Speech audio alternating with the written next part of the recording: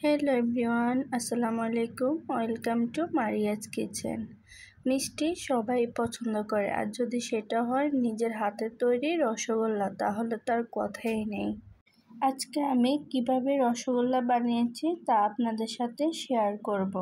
দেখে নিশ্চয়ই বুঝতে পারছেন মিষ্টিগুলো কত সুন্দর হয়েছে এবং রসালো, একদম পারফেক্টভাবে দোকানের তৈরি রসগোল্লার মতো। একবার বাসায় তৈরি করে খেলে আর কিন্তু দোকান থেকে কিনে খেতে ইচ্ছা করবে না। তো আমি এটা কিভাবে তৈরি করেছি চলুন দেখাই। আমি প্রথমে এখানে নিয়ে নিচ্ছি 1 লিটার দুধ। দুধটা কিন্তু কাঁচা দুধ, আমি এটাকে জাল করে নিব। ছানা তৈরি করার জন্য দুধটাকে কিন্তু বেশি জাল দিতে হবে না, 1-2 বলক আসলে হয়ে যাবে। আর আমি এটাকে নেড়ে নেড়ে জাল করে নিচ্ছি যেন দুধের উপরে সর না বসে। দুধটাকে ঠান্ডা করে আমি এখানে দিয়ে দিচ্ছি 2 চা চামচ লেবুর রস। আমি এগুলোকে আস্তে আস্তে ছানা তৈরি করব। আপনারা চাইলে ভিনেগার দিয়েও তৈরি করে নিতে পারেন। আমার ছানাটা তৈরি হয়ে গেছে। এখন আমি একটা ছাঁকনির সাহায্যে এগুলোকে ছেঁকে নিব। এখানে একটা কাপড় দিয়ে এগুলোকে ভালো করে ছেঁকে নিব। কাপড়ের মধ্যে ছেঁকে নিয়ে ছানাটাকে ভালো করে চেপে চেপে পানিটা ঝরিয়ে নিতে হবে এবং ঠান্ডা পানি দিয়ে একটু ধুয়ে নিতে হবে, তা না হলে ছানাটা শক্ত হয়ে যাবে। পানিটা ঝরানোর পরে আধা ঘন্টা অথবা 1 ঘন্টার জন্য একটা ভারী কিছু দিয়ে এটাকে চেপে রাখতে হবে পানিটা ঝরানোর জন্য। এখানে আমি এখন একটা শুকনো মিশ্রণ তৈরি করে নেব।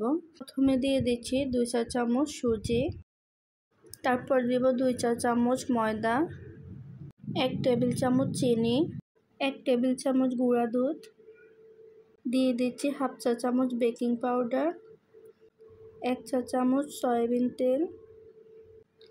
এই সমস্ত উপকরণগুলো একসাথে ভালো করে একটু মিশিয়ে নেব। আমি এখানে যা যা দিয়েছি সবগুলো কিন্তু পরিমাণ মতো দিতে হবে, তা না হলে মিষ্টি পারফেক্ট হবে না। এখানে আমি ছানাটাকে একটি প্লেটে নিয়ে নিচ্ছি। পানিটা ঝরে গিয়েছে। ছানাটাকে হাত দিয়ে ভালো করে মথে মসৃণ করে নিতে হবে।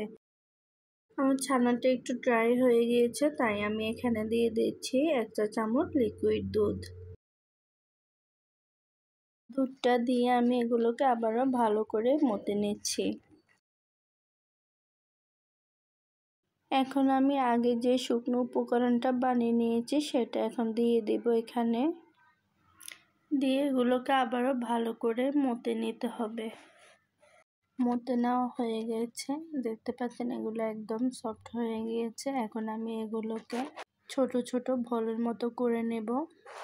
এখন আমি চিনি শিরাটা তৈরি করে নেব। আমি প্রথমে চুলায় একটি প্যান বসিয়ে দিয়েছি। এখানে আমি 2.5 কাপ পরিমাণ চিনি দিয়ে দেব।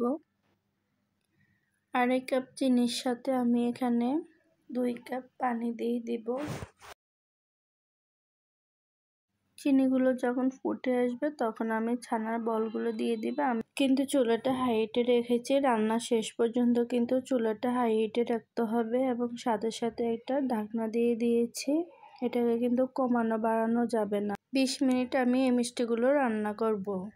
এরই মধ্যে আমি একটু ঢাকনাটা সরিয়ে মিষ্টিগুলোকে একটু উল্টিয়ে দিচ্ছি।